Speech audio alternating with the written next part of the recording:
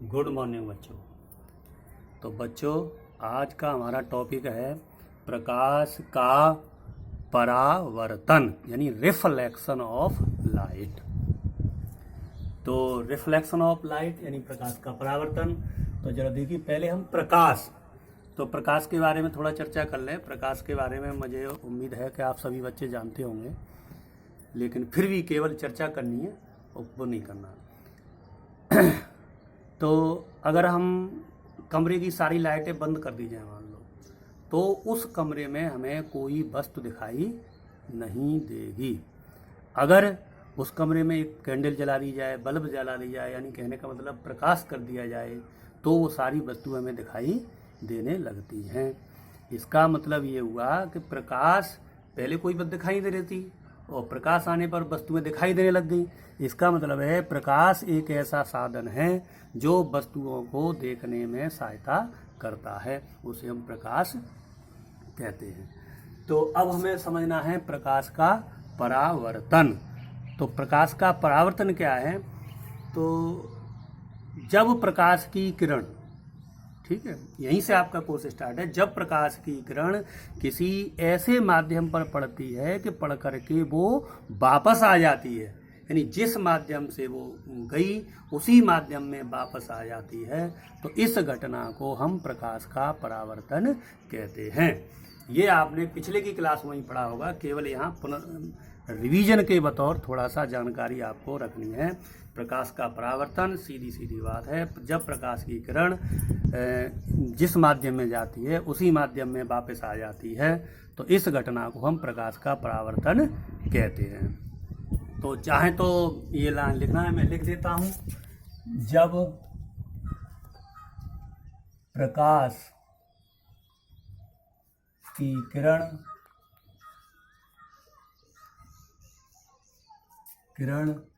किसी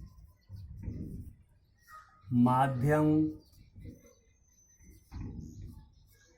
पर पड़ती है,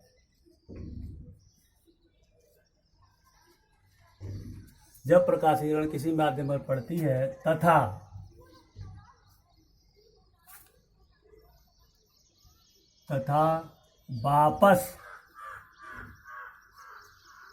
वापस लौट आती है,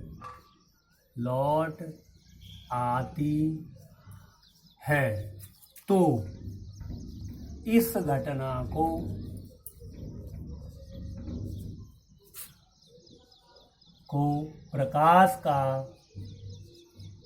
प्रकाश का परावर्तन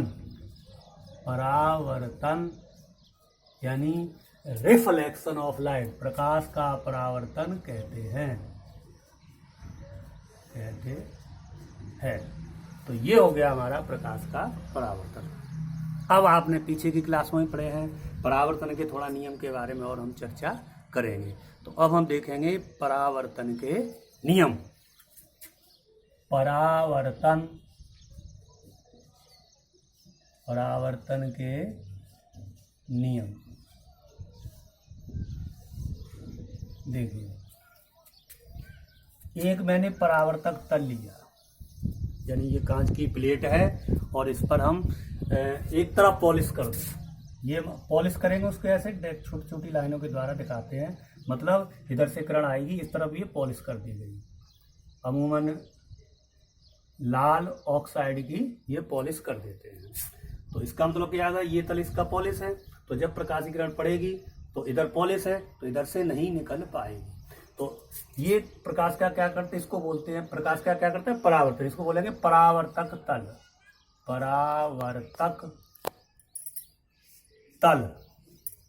परावर्तक तल।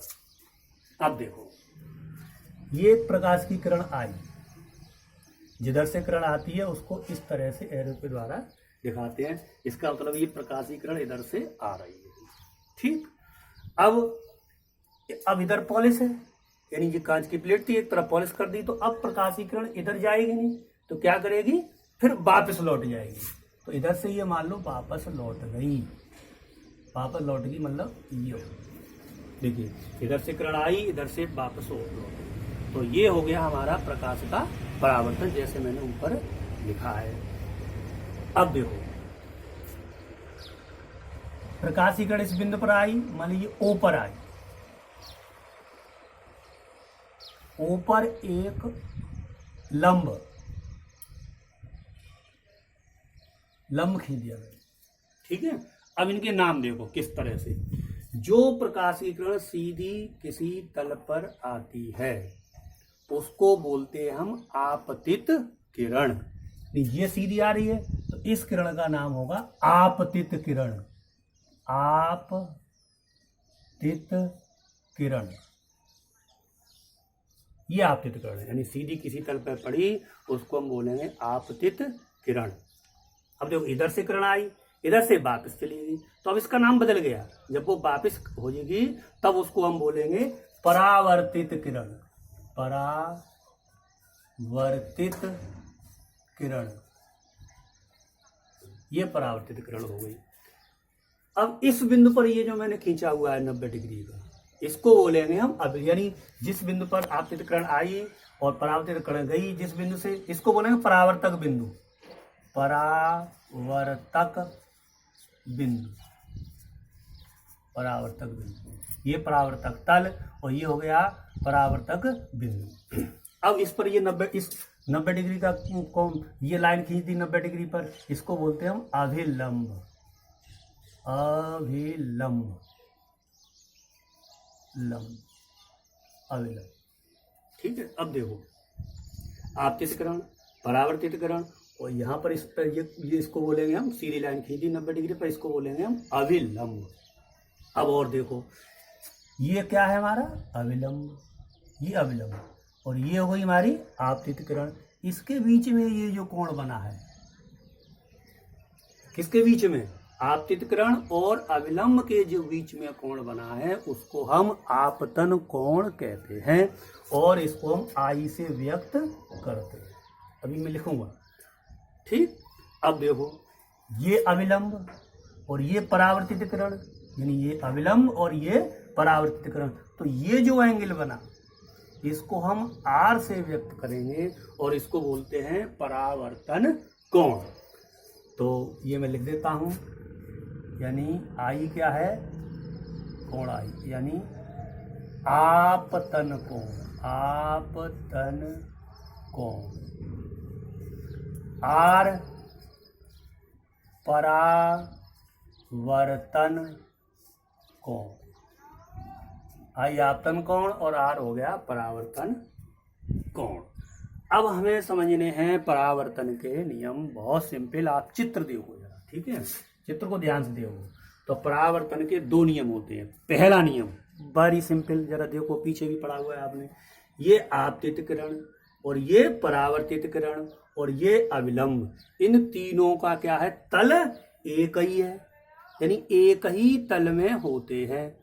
और देखो इसका, देखो ये परावर्तित किरण और ये अभिलंब और एक ही बिंदु पर मिलते हैं, यानी आपतित किरण, अभिलंब और परावर्तित किरण तीनों एक ही तल में होते हैं और एक ही बिंदु पर मिलते हैं। ये परावर्तन का पहला नियम है। इसको मैं लिखे दे रहा हूं,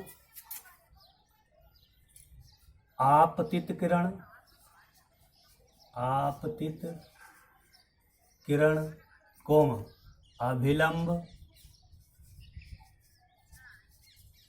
अभिलंब तथा परावर्तित किरण, परावर्तित किरण तीनों एक ही तल में होते हैं तथा एक ही तल में होते हैं तथा एक ही बिंदु पर मिलते हैं। ठीक, बहुत सिंपल है, कोई ज्यादा इसमें दिक्कत नहीं है। चित्र देखिए उसके अनुसार क्लियर हो। नंबर 2, अब देखो ये आपतित किरण और ये अभिलंब, इसके बीच में ये कोण है, ये क्या है, आपतन कोण। ठीक, और ये अभिलंब और ये परावर्तितकरण, इसके बीच में कोण क्या है, ये परावर्तन कोण। यानी आपतन कोण और परावर्तन कोण का मान सदैव बराबर होता है। ये परावर्तन का दूसरा नियम है।